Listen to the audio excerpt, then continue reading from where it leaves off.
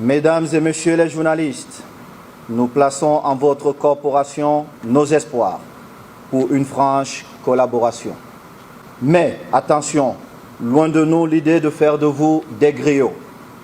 Notre respect pour votre noble métier est total. L'initiative de cet atelier vise à vous aider à mieux l'exercer. Vos aînés ont répondu à notre appel pour vous aider à travailler de manière rigoureuse, honnête et constructive. C'est vous qui construirez le récit de nos progrès. C'est vous aussi qui critiquerez nos manquements, critiques qui nous aideront à nous ajuster. C'est vous qui rendez compte du spectacle que proposeront nos compétitions. C'est encore vous qui donnerez envie au public de revenir dans les stades. Vous êtes l'indispensable pont entre les acteurs du football et nos millions de supporters. Votre rôle est essentiel. Ensemble, nous arrimerons notre football à l'industrie mondiale du sport et aussi du divertissement. Mesdames et messieurs, comme vous le savez, l'Assemblée générale élective de la FECAFOOT du 11 décembre dernier a bien voulu m'accorder une confortable majorité. Cet atelier est avant tout un engagement de campagne. En effet, dans mon programme de campagne, mon équipe et moi-même avions placé le recyclage et la formation des journalistes en tête de nos priorités. L'organisation de ce séminaire permet à mon équipe et à moi de tenir parole. Faire ce que nous avons promis est notre credo. Une lecture rétrospective de ces 6 mois de mandat permet de mesurer le chemin parcouru. Permettez-moi de vous en faire un résumé en 10 points. 1.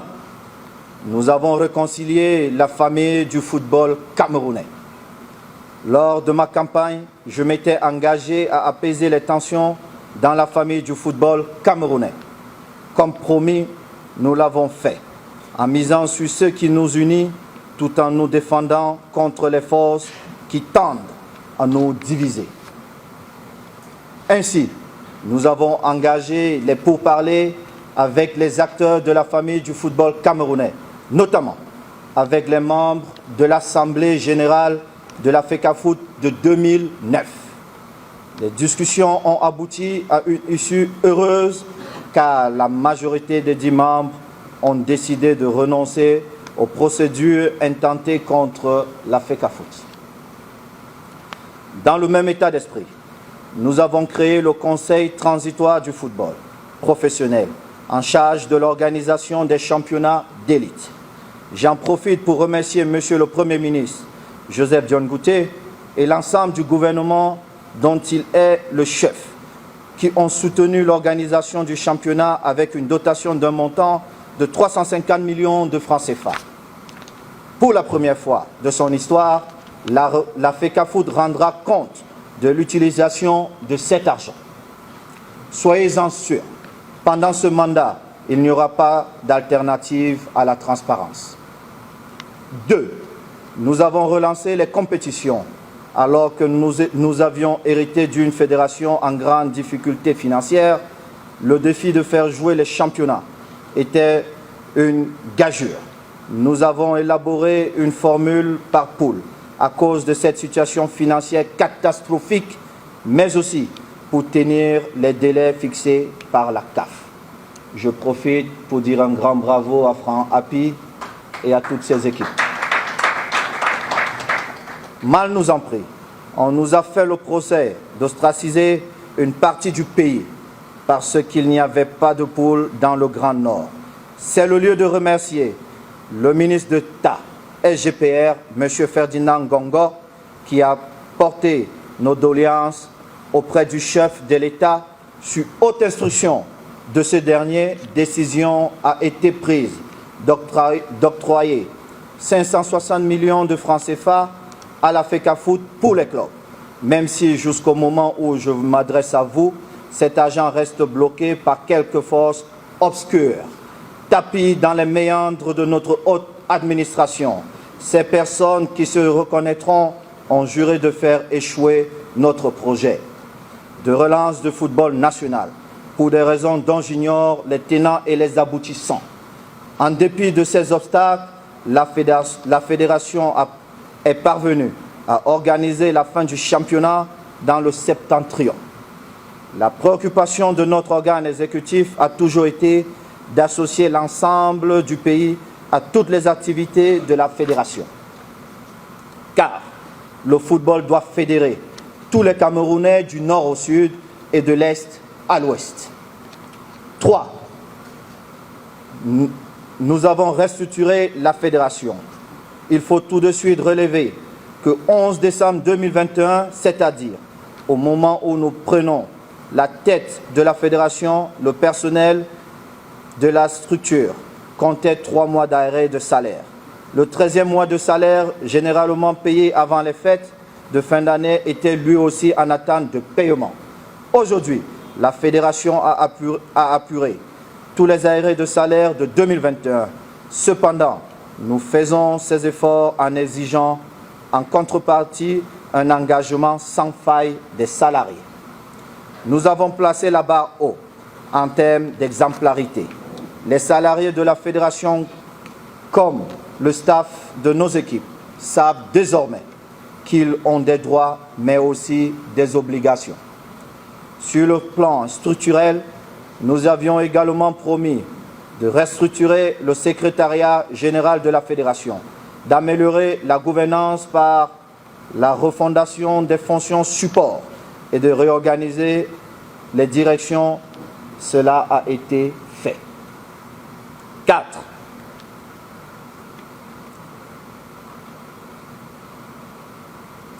Nous rationalisons les ressources humaines.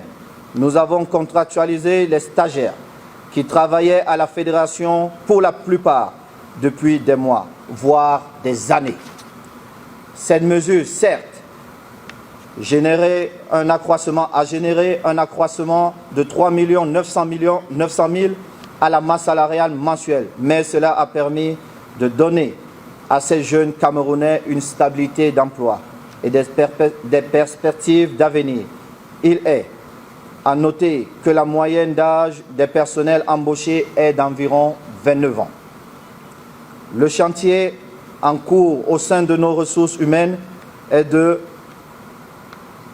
reclasser les personnels dans les catégories et les échelons correspondants, à la fois au diplôme, mais aussi à la position occupée au sein de l'administration fédérale. 5. Nous avons créé les conditions du retour des sponsors. Après avoir repris langue avec les sponsors qui ont accepté de financer les championnats locaux et les sélections telles que MTN, Bocom, Simencam, GoSport, Sodekuton, nous avons renforcé les partenariats qui existaient déjà avec d'autres entités. Celles-ci ont accepté de revaloriser de façon substantielle leurs contributions. Il s'agit notamment du groupe SABC, d'Orange Cameroun, de Guinness Cameroun et d'autres qui sont en négociation. Vous me permettrez de m'attarder sur le groupe SABC, qui a renouvelé et revalorisé à la hausse de manière substantielle le contrat annuel qui nous lie. Cette société nous a accompagnés lors de la Coupe d'Afrique des Nations dans le projet des fans zone FECAFOOT, intitulé La tanière du lion. Je peux d'ores et déjà vous annoncer en exclusivité que le groupe SABC apportera également sa contribution financière dans le projet de construction des stades de proximité. Le tout premier de ces stades sera construit dans la région meurtrie du Nord-Ouest.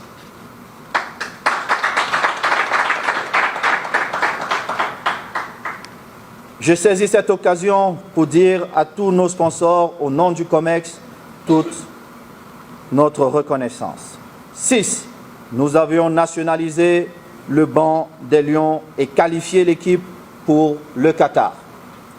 À la suite de la performance mitigée des Lions indomptables à la dernière CAN, nous avons proposé et obtenu la nomination de Rigobert Song au poste de manager sélectionneur de l'équipe du Cameroun. Beaucoup d'entre vous avaient douté de nos chances d'aller au Qatar. Mais avant le match couperet de Blida, notre manager sélectionneur m'a dit, ouvrez les guillemets, « Président, vous avez pris un risque énorme en me faisant nommer à ce poste. » Je ferme les guillemets. Je lui ai répondu, non, j'ai donné une opportunité à notre pays d'aller à la Coupe du Monde avec vous à la tête de l'équipe. Pour ceux qui étaient là, même pour ceux qui n'étaient pas là, vous connaissez la suite. 7. Nous avons augmenté les subventions aux clubs d'élite. Nous sommes heureux d'annoncer qu'en seulement 6 mois, l'AFECAFOOT a déjà alloué plus d'1 milliard de francs CFA de subventions aux clubs de MTN, Elite 1 et Elite 2 et près de 80 millions de francs CFA pour la Guinness Super League. Une partie importante de cette enveloppe est dévolue au salaire des joueurs et joueuses. Dans le détail, 575 millions de francs CFA ont été versés au club d'Elite 1, 182 millions de francs CFA à ceux d'Elite 2. Environ 150 millions de francs CFA ont été alloués pour l'hébergement des équipes. Pour ce qui concerne le football féminin, l'AFECAFOOT a déjà débloqué 63 millions de francs CFA et 18 millions de francs CFA pour soutenir les clubs du championnat de première division. Malgré les obstacles de toute nature et en dépit de la crise sanitaire, le championnat d'Elite 1 a pu démarrer et se poursuivra jusqu'à la fin dans le Grand Nord de notre triangle national. 8. Nous avons changé la vie des footballeurs. Je salue la collaboration des présidents de clubs qui ont adhéré au programme de professionnalisation de notre football. Au-delà des chiffres, nous sommes particulièrement heureux d'avoir pu instaurer le paiement des salaires décents et réguliers aux joueurs du championnat d'Elite 1. En garantissant la régularité de leurs revenus, nous avons ainsi pu leur donner la possibilité d'accéder au crédit bancaire et par conséquent d'améliorer leur niveau de vie. Dans le même élan, nous avons engagé des discussions avec la direction générale de la CNPS pour assurer une retraite aux footballeurs. Nous travaillons aussi avec les compagnies d'assurance pour assurer à la fois les employés de la fédération et, plus tard, offrir une assurance maladie aux joueurs. Mesdames et messieurs les journalistes, en tant qu'ancien joueur, il me tient à cœur de rendre sa dignité aux footballeurs. Un compétiteur ne peut pas, ne doit pas tomber dans l'indigence. Merci ma patronne. Dans l'indigence. Je me battrai de toutes mes forces pour que cela n'arrive plus dans notre pays. 9. Nous avons relancé le football féminin. Notre championnat de football féminin a également été relancé. Il compte 12 équipes, constituées de 25 joueuses chacune. Nous avons décidé de soutenir le football féminin et de préserver nos footballeuses en subventionnant les salaires à hauteur de 50 000 francs par mois et par joueuse. Et ceci est hormis la participation de Guinness. Ça, c'est la quote-part de la fédération. Et c'est sur 10 mois, parce que nos filles, nos sœurs, nos mamans ont beaucoup plus de problèmes que nous les hommes. Par mois et par joueuse, nous avons payé le solde de la subvention de la saison précédente, soit 6 500 000 francs, qui n'avaient pas été payés. Cela équivaut à une dotation mensuelle de 15 millions de francs CFA par mois, exclusivement consacrés aux salaires qui seront payés par virement sur les comptes bancaires des joueuses. 10. Nous avons mis en place une gestion rigoureuse et efficace. Les difficultés liées aux primes et versements des Lions indomptables ont été résolues grâce aussi au soutien des pouvoirs publics. À cet égard, Permettez-moi de saluer la contribution du gouvernement et le soutien permanent, jamais démenti, de son Excellence le Président de la République, M. Paul Biya. Nous avons instauré de nouvelles procédures pour une meilleure gouvernance financière. Dorénavant, les fonds publics ne transitent plus par les comptes de la FECAFOOT. Les virements sont effectués directement dans les comptes des personnes concernées. Donc, vous avez une traçabilité pour fouiller si vous le voulez. Vous avez noté avec moi que depuis la CAN jusqu'aux éliminatoires en passant par les barrages de la Coupe du Monde, il n'y a pas eu de bruit à ce sujet, sauf que certains ont voulu, je ne sais pas pourquoi, montrer qu'ils étaient transparents, pourtant ils ne le sont pas. C'est aussi une évolution salutaire, résultant d'une collaboration bipartite gagnante avec les pouvoirs publics. Dans le même souci de rigueur et de réduction des comptes, nous avons ordonné un audit financier et administratif de la FECAFOOT, destiné à faire un état des lieux avant de lancer nos chantiers prioritaires, notamment les travaux de parachèvement de l'immeuble siège. Nous avons également instruit la contractualisation de tous les agents de la Fédération. Pour votre parfaite information, certains personnels travaillaient sans contrat depuis plusieurs années. Mesdames et messieurs, voilà un résumé succinct de ce que nous avons entrepris lors des 6 premiers mois de notre mandat.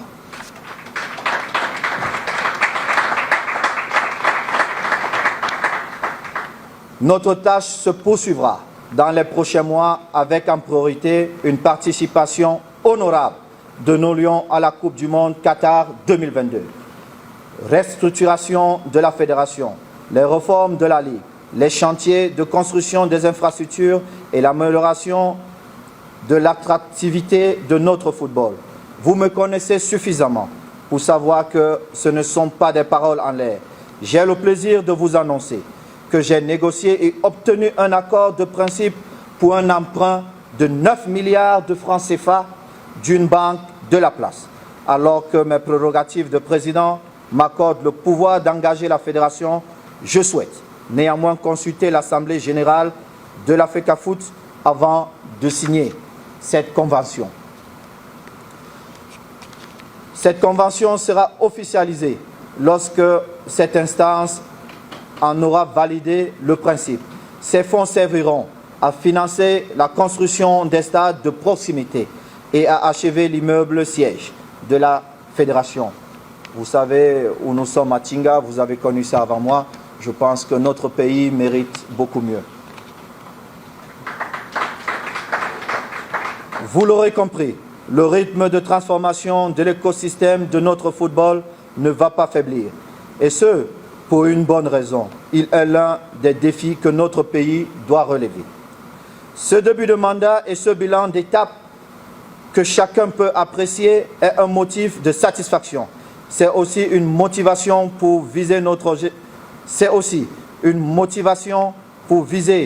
objectif clé, redonner à notre football toute sa grandeur. Avec votre concours, les efforts de toute la nation soient récompensés. En espérant que vos échanges ont été enrichissants et que cet atelier vous sera utile, je vous remercie de votre attention.